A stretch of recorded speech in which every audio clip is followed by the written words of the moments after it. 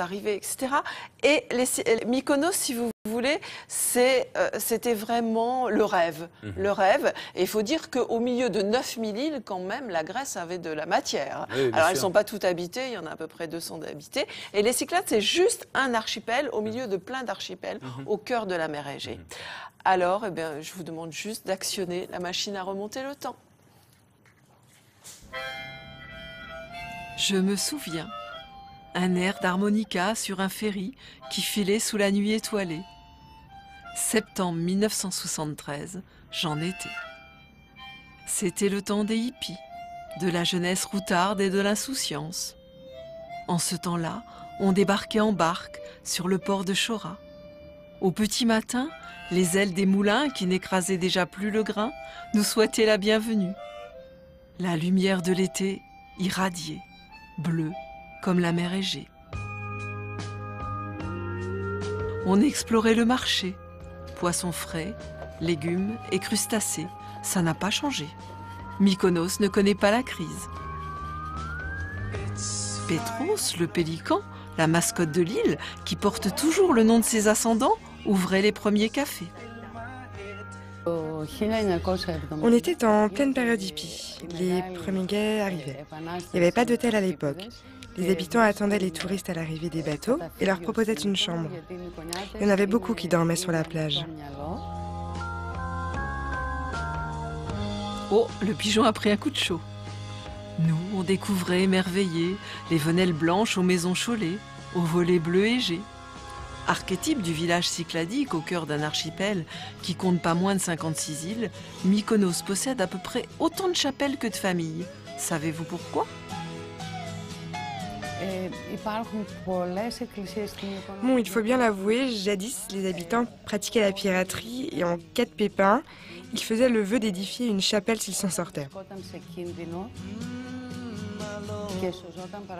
Ensuite, les pêcheurs ont fait des saisons en mer.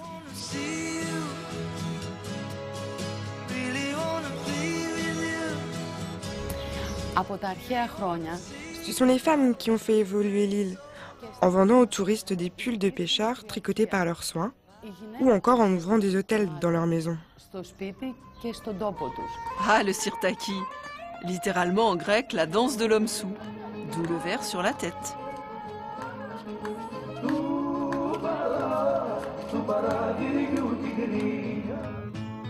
Dans les années 70, les filles vivaient nues. Avec ma gueule de métèque, de juif errant, de pâtre grec, et mes cheveux aux 80.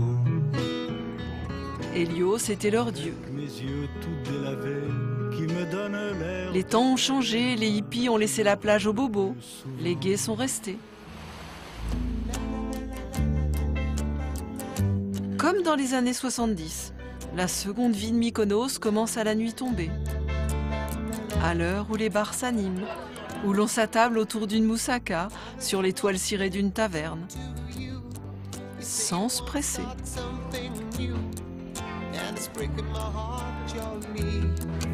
Désormais, il faut aussi compter avec d'autres plaisirs noctambules. Qu'ils soient jet-set ou low-cost, qu'ils débarquent en paquebot ou en hélico.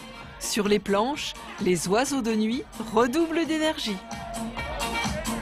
Alors, les nostalgiques d'un temps que les moins de 50 ans ne peuvent pas connaître laissent philosophiquement filer les heures en compagnie des vieux pêcheurs.